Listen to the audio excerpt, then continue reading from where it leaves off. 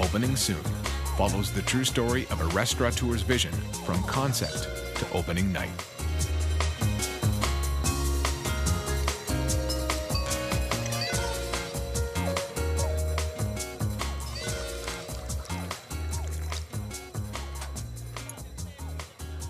Yeah, I'm in the restaurant business because it's something I started when I was 13.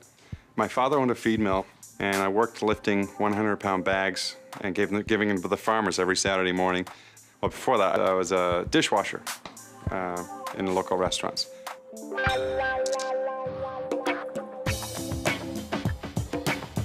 I tried to get out a couple of times, you know, to do something else, but you just can't. You just, you know, it's all you really know after a while. It's not just a business, it's a bit of a lifestyle. Monsoon, we were building a restaurant initially, and turned into something quite beautiful, and it grew its own personality. And there's the satisfaction of you know, building a restaurant from scratch, right from building it to putting a plate of food and having someone enjoy it. That's probably one of the most rewarding things. Then you'll walk me over to this. Then you say we're going to cook frites? Yeah, we're going to do some frites today. Just get some samples of those. We had a couple of meetings, David and I. We hit it off right away. And he told me a little bit about the style of thing that he wanted to do. He told me Yabu Puschelberg were involved. And he already has a good track record.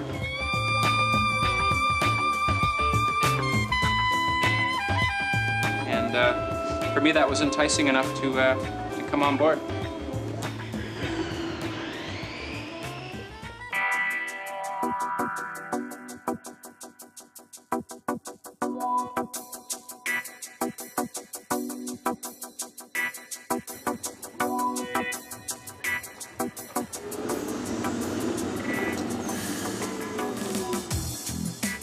The area is it's college Little Italy. It's majority of restaurants here are Italian. There's a lot of good Italian restaurants here. So we felt we shouldn't do Italian food, maybe do something a little different.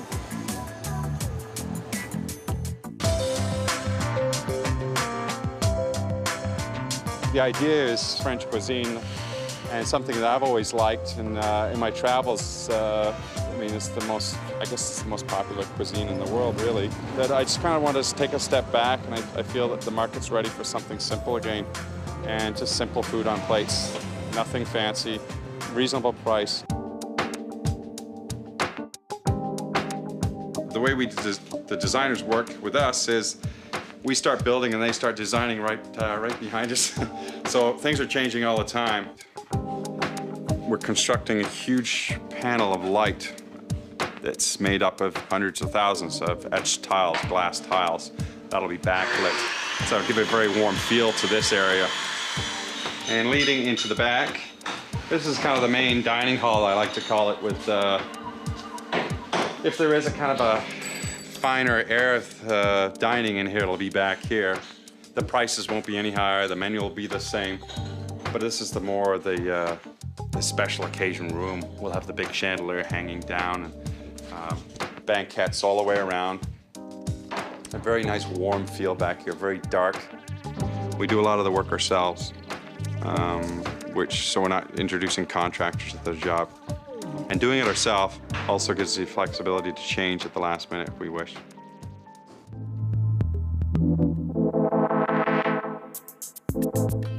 French brasserie. You know, it's easy to be literal, but literal is kind of boring, and for College Street, it's probably not appropriate to try to recreate Paris.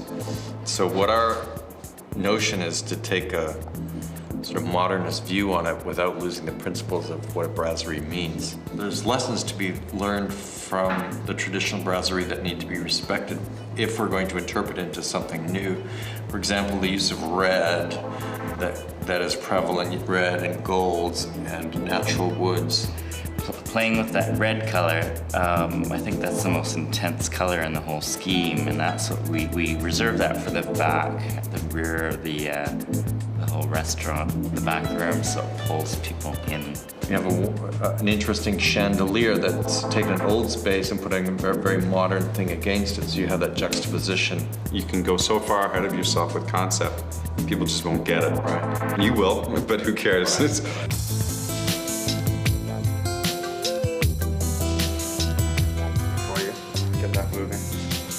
Yeah, I don't know if we can move that. But we can't, because look at the connection, it's not flexible. So we have to go around it. Where the designers have come up with an idea of just kind of piecing a lot of chandeliers together. Say, finding 15 chandeliers of all different varieties, new and modern and old, and then building them into one big one. Just kind of hanging them on a steel structure, like a 6 feet wide chandelier. I like the idea because it hasn't been done. Also, we're going to get a really unique piece.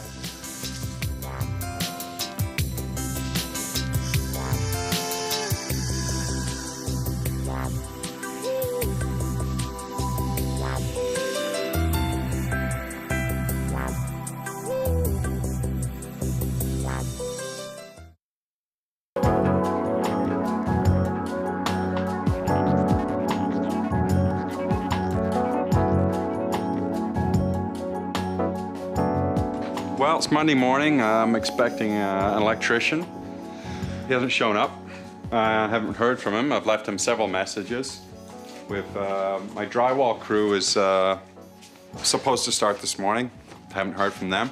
And our new carpenter that's supposed to start this morning hasn't shown up. And he's not coming now. He decided he can't take the job. So we're kind of pushing ahead slowly, but it's not as fast as I'd like. If it were up to me, we'd have big people in here 24/7, just building like all the time.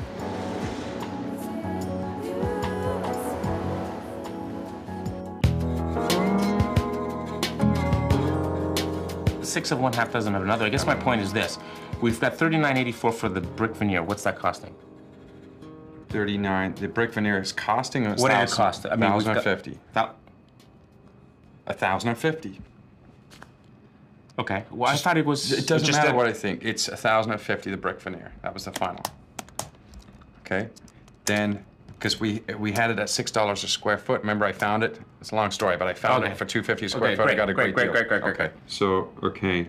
This is the one that scares me. The next one. What? The chandelier. Yeah. Okay. Why? Because I can just see this being really expensive. No, that's why. No, it was expensive, and that's why we cut it out, and that's why that one in Miami was the 11,000. We said no because we want to keep it in. So what do you think it's going to cost? No, because I'm not going over 6,000. Now, I guess the second issue is opening. I'm not holding you to a date. I swear to God, I'm not holding you to a date. It's good. But the 22nd is pretty tight. I may have to bump it ahead a week to the 30th. Okay.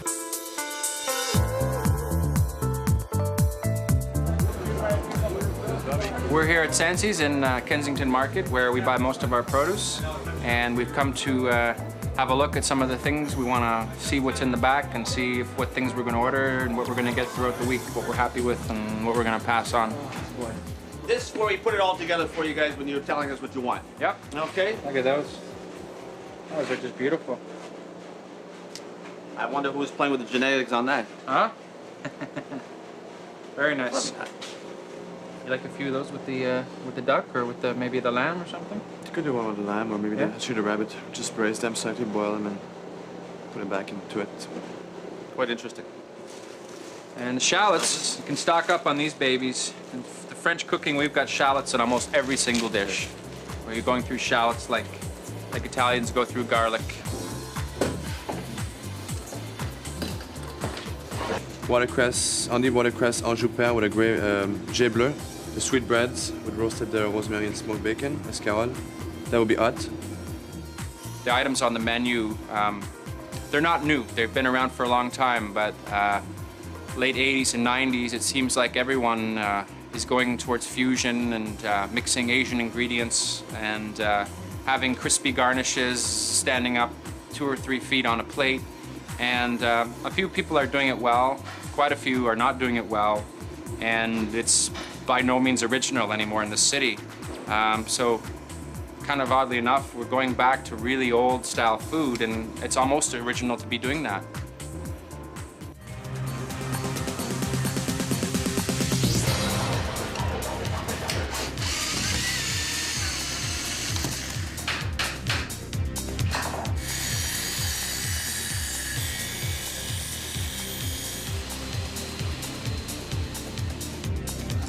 Okay. This should do it. climb up actually. Take a look at this.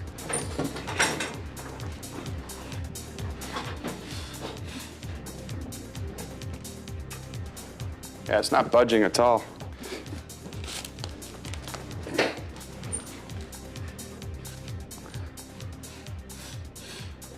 Pretty solid. Yeah, this is good for a heck of a lot more weight than this.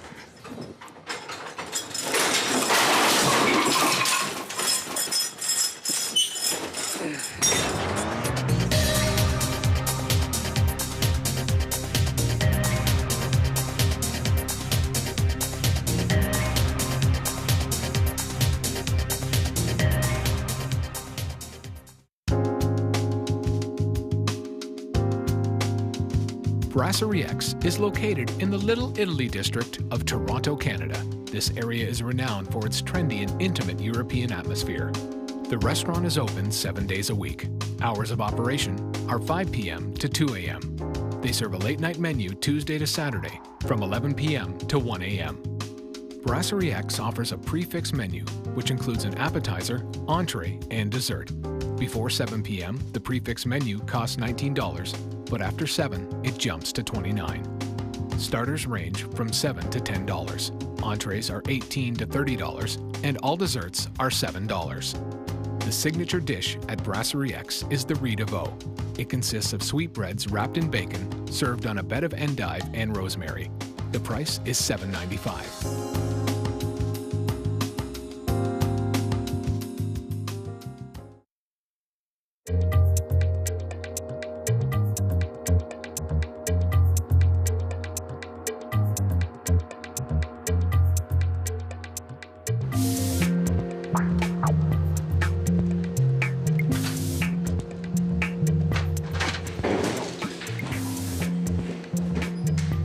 It's a beautiful form, and I saw the original drawing, and it looks dynamite. But then you look at this, and you say, it's not resolved.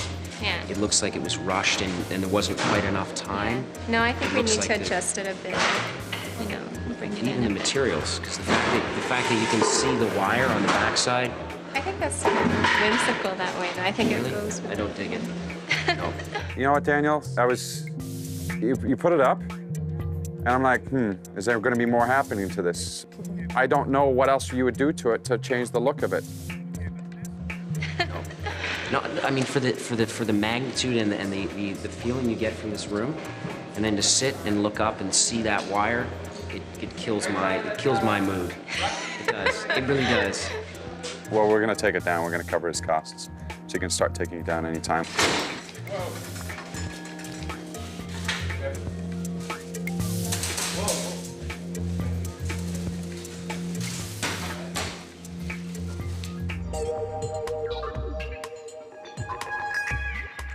We're out of time. Understood. We don't have another 2 weeks, so it's... I've understood that for Yeah.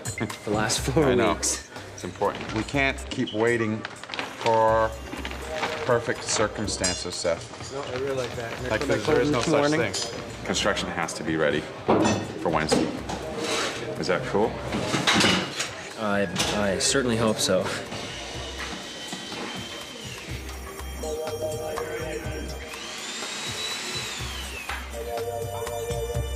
I'd rather have everyone else doing their jobs, and we can just make sure, spending our time making sure everyone else is doing their job, and we've done our jobs with that.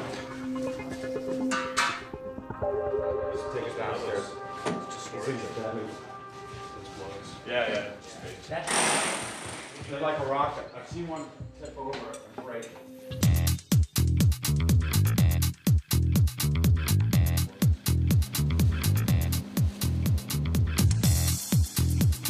I'm not expecting to see the light of day for at least 3 weeks to a month until we have everything running like a Swiss watch. That's my goal. All right. Look at this beautiful stuff. This is where the job gets exciting.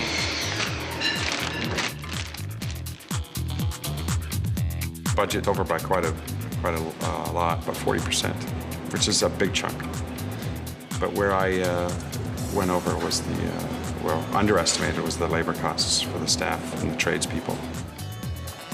Every job I say this, I say, we're not gonna do this time, but you always end up doing it. I want you to get the tabletops padded with this staple gun and those staples. This is an air gun, so just get them to hook it up on that, and we can set up a workshop in the back area we need a knife, the foam, and the tabletops. We need those done. And get one of the guys on that. They can do that. Okay? So paint touch-ups, we're doing all that. They're removing all the plastic from behind the bar. Then you've got all the plastic and stuff off the equipment in the kitchens. Removing all that. We have seven staff. Okay, Eight good. staff here. It's their bar. Good number. Absolutely. It's their bar. They got to set up how they want it to absolutely. be. And I think I want their involvement, so I want them to be here because I don't want to hear them bitching about it later that it wasn't set up properly. Is that Bob? Hi, Bob. It's Paul at Brasserie X. How you doing? Good. We still have the hot water issue. Our dishwasher's not working properly because we don't have enough hot water in the building. We need to make a change on the hot water heater. It's just taking so much time. We're not able to produce like that. Okay, we're working on making a change with the water heater as well. So I guess one of those things will fix it, I hope.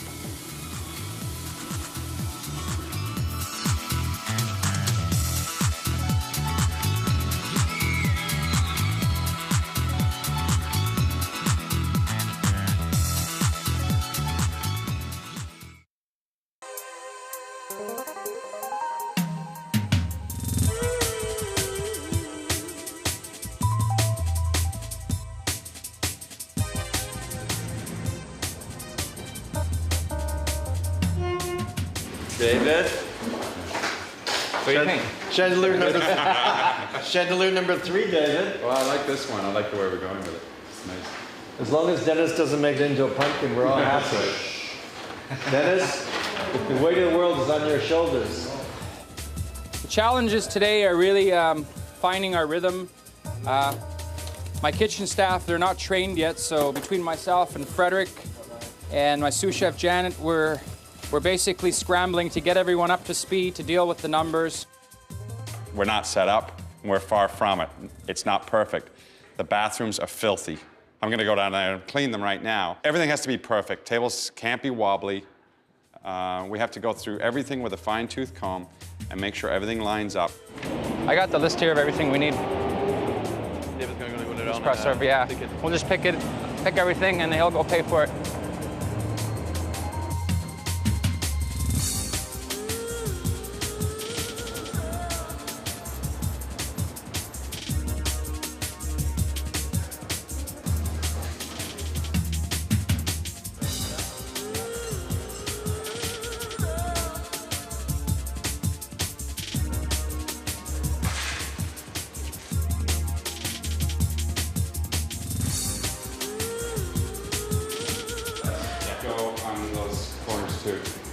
Okay.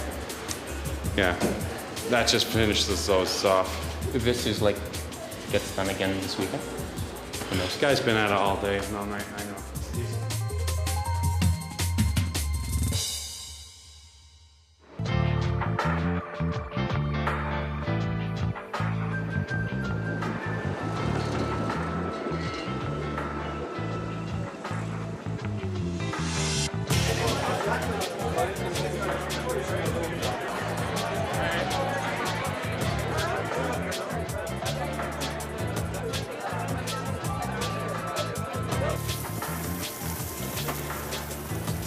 $63, and it's and it's no potatoes, extra veg on the Cornish hen, if that's okay.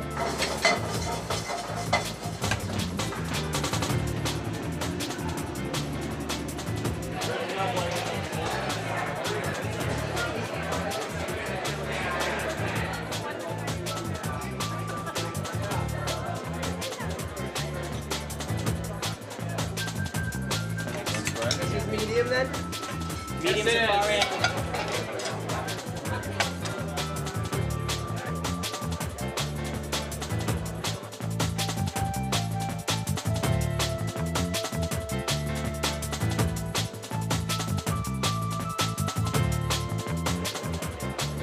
This is our idea of southern France.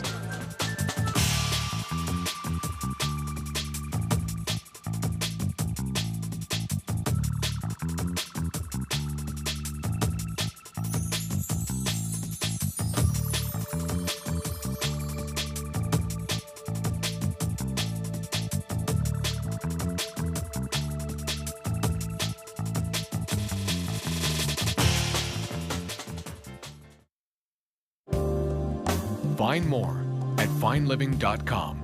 Real information for real people.